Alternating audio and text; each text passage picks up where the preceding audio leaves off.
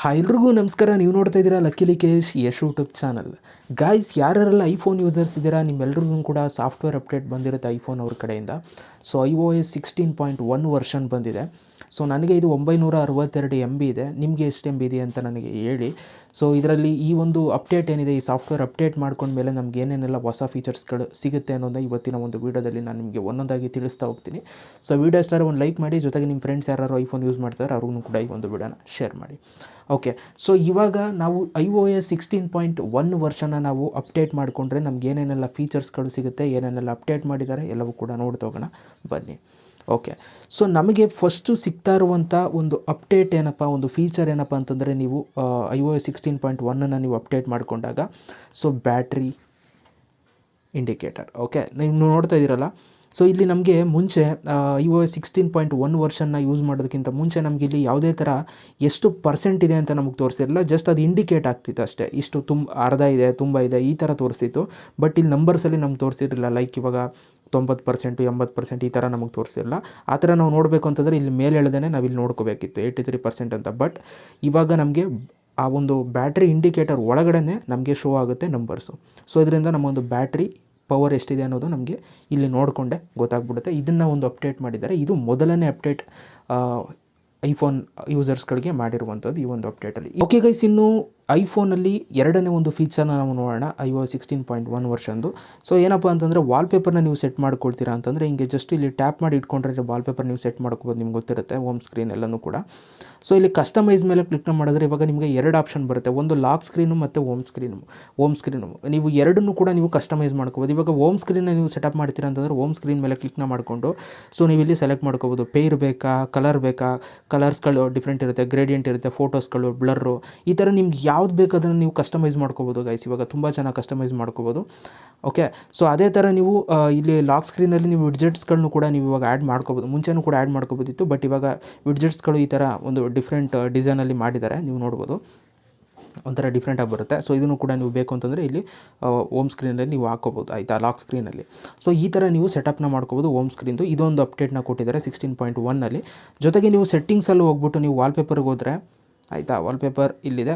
So ಇಲ್ಲಿ ಕ್ಲಿಕ್ನ ಮಾಡಿದ್ರೆ ಇಲ್ಲೂ ಕೂಡ ನಿಮಗೆ ಈ ಥರ ತೋರಿಸುತ್ತೆ. ಸೊ ಅಟ್ ಎ ಟೈಮ್ ನೀವು ಎರಡನ್ನೂ ಕೂಡ ಮಾಡ್ಕೋಬೋದು, ಕಸ್ಟಮೈಸ್ ಮಾಡ್ಕೋಬೋದು ಅಂತ ನಿಮಗೆ ತೋರಿಸ್ತಾ ಇದೆ. ನೀವು ನೋಡ್ಬೋದು ಈ ಥರ ಒಂದು ಅಪ್ಡೇಟ್ ಬಂದಿದೆ, ಆಯಿತಾ. ಸೊ ಇದಿಷ್ಟು ವಾಲ್ಪೇಪರ್ ಅಪ್ಡೇಟ್ ಬಂದಿರುವಂಥದ್ದು ಎರಡನೇ ಒಂದು ಅಪ್ಡೇಟು. ಇನ್ನು ನೆಕ್ಸ್ಟ್ ಅಪ್ಡೇಟ್ ಬಂದು ಫೋಕಸ್ ಮೇಲೆ ನಮಗೆ ಅಪ್ಡೇಟ್ ಬಂತೆ.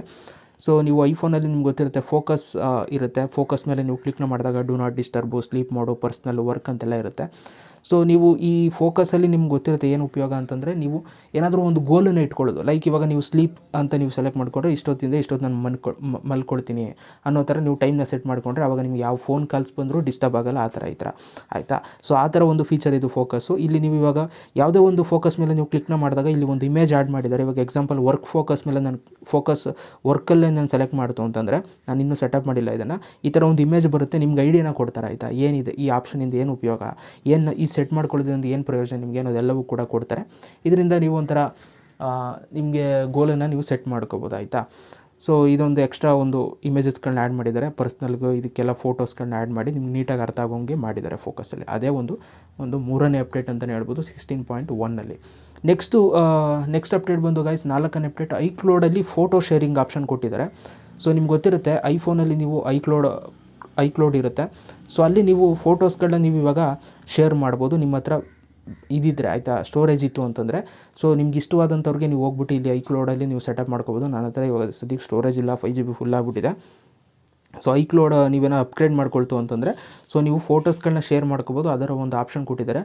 ಸೊ ನನಗೆ ಅದರ ಯೂಸ್ ಮಾಡೋ ಇಂಟ್ರೆಸ್ಟ್ ಇಲ್ಲ, ಸೊ ಅದರಿಂದ ಅದನ್ನು ಬಿಟ್ಟಾಗ್ತಾ ಇದ್ದೀನಿ, ಆಯಿತಾ.